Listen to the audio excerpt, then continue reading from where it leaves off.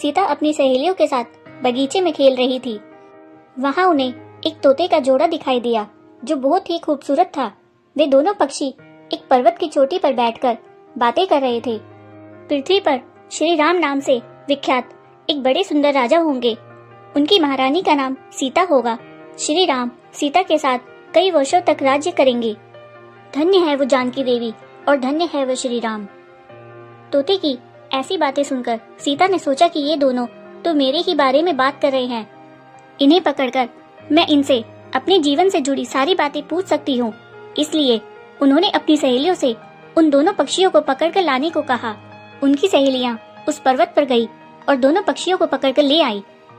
माता सीता उन पक्षियों से कहती हैं कि तुम दोनों बहुत सुंदर हो, देखो डरो नहीं, मैं तुम्हें कोई नुकसान नहीं पहुंचाऊंगी।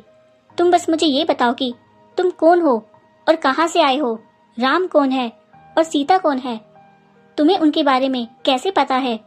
माता सीता के पूछने पर दोनों पक्षी बताते हैं कि एक बहुत विख्यात महर्षि वाल्मीकि हैं, हम दोनों उन्हीं के आश्रम में रहते हैं। महर्षि ने रामायण नाम का एक ग्रंथ लिखा है जिसका पाठ उन्होंने अपने शिष्यों को भी कराया है। उन पक्षियों ने सीता को ये भी बताया कि इस ग्रंथ में महर्षि वाल्मीकि ने बताया है कि महर्षि त्रिशंकु के द्वारा किए गए पुत्रष्टि यज्ञ से प्रसन्न होकर भगवान विष्णु राम, लक्ष्मण, भरत और शत्रुघ्न ये 4 मानव शरीर धारण कर पृथ्वी पर जन्म लेंगे। बड़े होने पर श्री राम महर्षि विश्वामित्र और अपने छोटे भाई लक्ष्मण के साथ हाथ में धनुष लिए मिथिला आएंगे और शिवजी जी के धनुष्य को तोड़कर सीता से विवाह करेंगे। फिर उस पक्षी के जोड़े ने कहा, हे सुंदरी, हमने तुम्हें सब कुछ बता दिया, अब हमें छोड़ दो, हम जाना चाहते हैं। पक्षियों की बातें सुनकर माता सीता के मन में और भी बातें जानने की इच्छा हुई। उन्होंने उन दोनों से पूछा कि राम कहाँ होंगे, वे किसके पुत्र हैं, कैसे वो मिथिला आकर जानकी से विवाह करेंगे।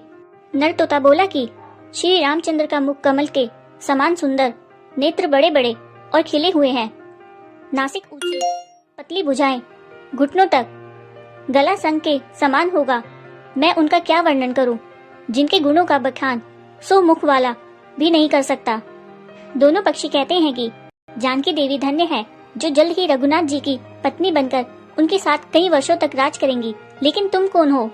पक्षियों की बातें सुनकर सीता ने कहा कि जिसे तुम लोग जानकी कह रहे हो वो मैं ही हूँ।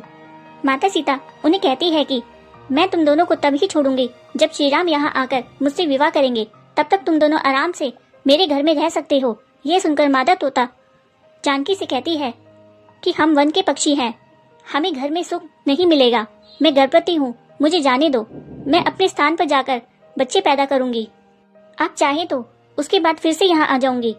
उसके कहने पर भी सीता जी ने उसे नहीं छोड़ा।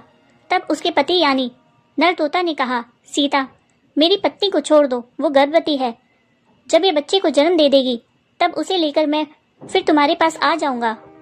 तब माता सीता ने कहा, तुम आराम से जा सकते हो,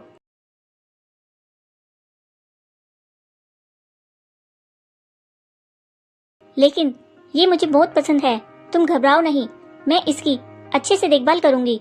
जब सीता ने उस मादा तोता को छोड़ने से मना कर दिया तब वो पक्षी दुखी हो गया।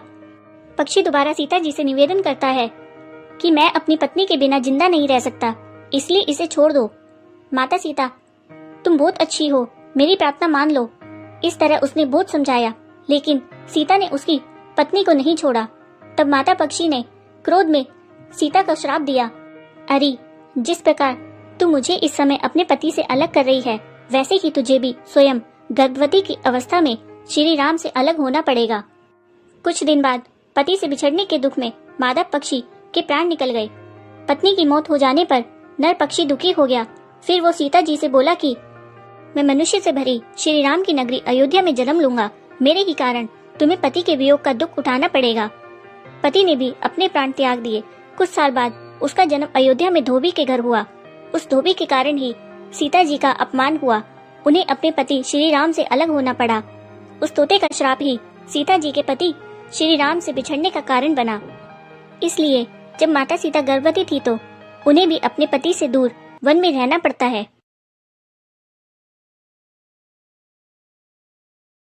सीता अपनी सहेलियों के साथ बगीचे